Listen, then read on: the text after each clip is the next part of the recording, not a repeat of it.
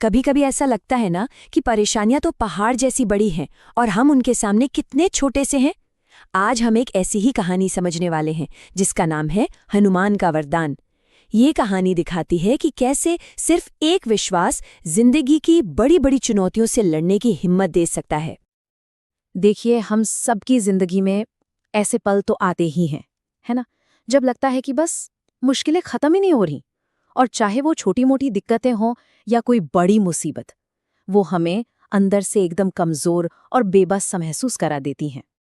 और पता है, ठीक ऐसी ही फीलिंग से हमारी कहानी का जो हीरो है पिंटू, वो भी गुजर रहा था। उसे अक्सर लगता था कि वो बिल्कुल अकेला है और वो मन ही मन यही सोचता रहता, यार मैं इतना छोटा हूं, मेरी मदद भला कौन करेगा। तो चलिए थोड़ा और जानते हैं पिंटू की दुनिया के बारे में, मतलब उसकी परेशानियां थीं क्या। देखिए, बाहर से देखने में तो वो एक बहुत ही सीधा साधा अच्छा लड़का था, पर अंदर ही अंदर उसकी जिंदगी डर और चिंताओं से भरी हुई थी। और उसकी दिक्कतें भी कोई अनोखी नहीं थीं, बिल्कुल हम सब की तरह ही थीं। कभी एग्जाम का डर सताता तो कभी दोस्तों से झगड़ा हो जाता और ऊपर से बार बार बीमार पड़ना। ये सब चीजें मिलकर ना उसे अंदर ही अंदर खाए जा रही थी।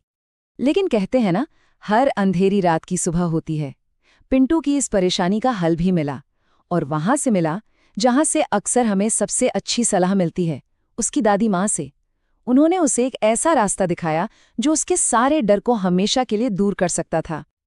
अब दादी ने उसे क्या बताया? उन्होंने एक बहुत ही सिंपल लेकिन बहुत ही पावरफुल बात कही। उन्होंने कहा, बेटा, जब भी मन में डर लगे या दुख हो ना, तो बस हनुमान जी को याद कर लेना। और उन्होंने हनुमान जी के एक खास स्वरूप के बारे में भी बताया, संकट हरण मंगल मूर्ति रूप। इसका मतलब क्या है? मतलब वो जो सारे संकट, सारी मुसीबतें हर लेते हैं और जिंदगी में सिर्फ मंगल, यानी कि सिर्फ खुशियां ही लाते हैं। और पता है, यही वो विश्वास था जो पिंटू की पूरी जिंदगी बदलने वाला था। अब पिंटू ठहरा एक छोटा बच्चा, तो उसके मन में एक बहुत ही मासूम सा सवाल आया। उसने पूछा, लेकिन दादी, हनुमान जी तो इतने बड़े हैं, इतने महान हैं, क्या वो मेरे जैसे छोटे से बच्चे के दिल में सच में रह सकते हैं? और ये सवाल बहुत ही नेचुरल था, है ना? और इस सवाल पर दादी ने जो जवाब दिया ना, वही इस पूरी कहानी का सार है, उसका दिल है। उन्होंने बड़े प्यार से समझाया, अरे बिल्कुल बेटा, अगर तू सच्चे मन से उन्हें पुकारेगा तो हनुमान जी अकेले नहीं, बल्कि राम, लक्ष्मण और सीता जी, मतलब पूरे राम परिवार के साथ आकर तेरे दिल में बस जाएंगे। तो बस दादी की इन बातों का पिंटू पर बहुत गहरा असर हुआ, और उसी रात उसने एक फैसला किया। उसने सोचा कि वो अपनी इस आस्था को, इस विश्वास को आजमा कर देखेगा। उसने कोई बहुत बड़ा पूजा पाठ या अनुष्ठान नहीं किया, नहीं, उसने बस हनुमान जी की मूर्ति के सामने एक छोटा सा दिया जलाया और अपनी आंखें बंद करके अपने मन की बात कह दी।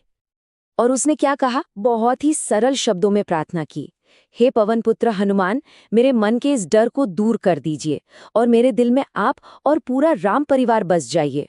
देखिए, उसकी प्रार्थना में कोई बनावट नहीं थी, बस शुद्ध सच्ची भावना थी। और इसका नतीजा तुरंत मिला। जैसे ही उसने प्रार्थना खत्म की, उसे अपने अंदर एक गहरा बदलाव महसूस हुआ। उसके मन में ना एक ऐसी गजब की शांति छा गई जो उसने पहले कभी महसूस नहीं की थी। तो सवाल ये है कि उस एक रात की प्रार्थना का असर क्या बस उसी पल तक था? नहीं, उस एक प्रार्थना ने पिंटू की जिंदगी को हमेशा हमेशा के लिए बदल कर रख दिया। ये जो बदलाव था वो बहुत साफ था। पहले देखिए, जहां एग्जाम का डर था, एक दुख और डर भरी जिंदगी थी, आलस था, वहीं अब सब कुछ बदल गया। अब वो बिना डरे एग्जाम देने जाता था, उसकी जिंदगी में आत्मविश्वास और खुशी आ गई थी, और वो पहले से कहीं ज्यादा एक्टिव हो गया था। अब पता है क्या होता था? जब भी कोई मुश्किल सामने आती तो पिंटू का देखने का नजरिया ही बदल चुका था।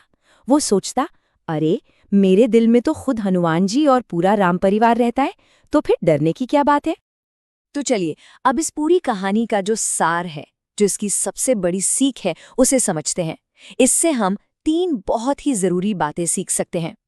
तो पहली और सबसे बड़ी सीख तो यही है कि अगर विश्वास सच्चा हो तो वो जिंदगी की हर परेशानी को दूर कर सकता है। और दूसरी बात, ये विश्वास हमें सिर्फ बाहर से ताकत या समझदारी ही नहीं देता, बल्कि अंदर से कॉन्फिडेंस और एक सुकून भी देता है। और जो सबसे जरूरी बात है वो इस चौपाई में छिपी है। राम लखन सीता सहित हृदय बसो सुरभूप। मतलब ये मान लेना, ये विश्वास कर लेना कि ईश्वर हमारे साथ हमारे दिल में ही बसते हैं। यही भक्ति का सबसे बड़ा वरदान है और यही एक विश्वास हमें असल में निडर बनाता है। तो ये कहानी हमें एक बहुत ही गहरे सवाल के साथ छोड़ जाती है कि आखिर एक विश्वास में, एक आस्था में इतनी ताकत आती कहाँ से है कि वो हमारे मन को, हमारी सोच को और हमारी जिंदगी की पूरी दिशा को इस तरह से बदल कर रख सकता है। सोचिएगा जरूर।